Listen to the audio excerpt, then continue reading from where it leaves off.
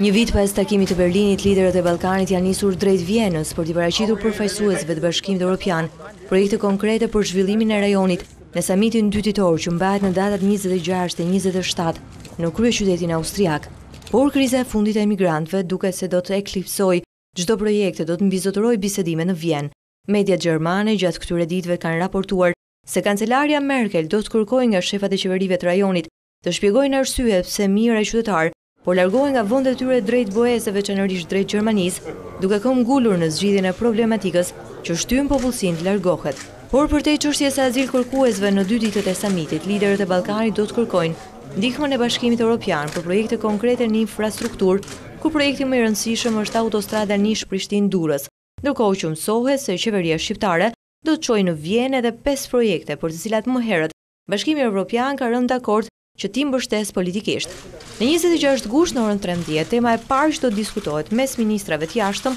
do të jenë mosmarrëveshje dypalëshe në Ballkanin Perëndimor, ndërkohë që në mbrëmje do të luhet edhe ndeshja mes ekipeve që simbolikisht kanë marrë emrin Bashkimi Evropian e Bashkimi i Ardhshëm Evropian, pjesë të cilit do të jenë politikanët e rajonit. Mëngjesin e 27 gushtit do të diskutohen projektet në infrastrukturë si dhe çështje të tjera, ndërkohë që samiti do të mbyll punimet me një konferencë të përbashkët përshtyp të kancelares Merkel, përfaqësuese së lartë për politikën e jashtme të BE-s Federica Mogherini dhe kryeministri serb Aleksandar Vučić. Ndërkaq ministri i ekonomisë Erben Ahmeta, i cili ndodhet në Salzburg, ka zhvilluar një takim informal me ministrin gjerman të financave Schäuble, me të cilin ka biseduar për projektet që do të diskutohen në samitin e Vienës.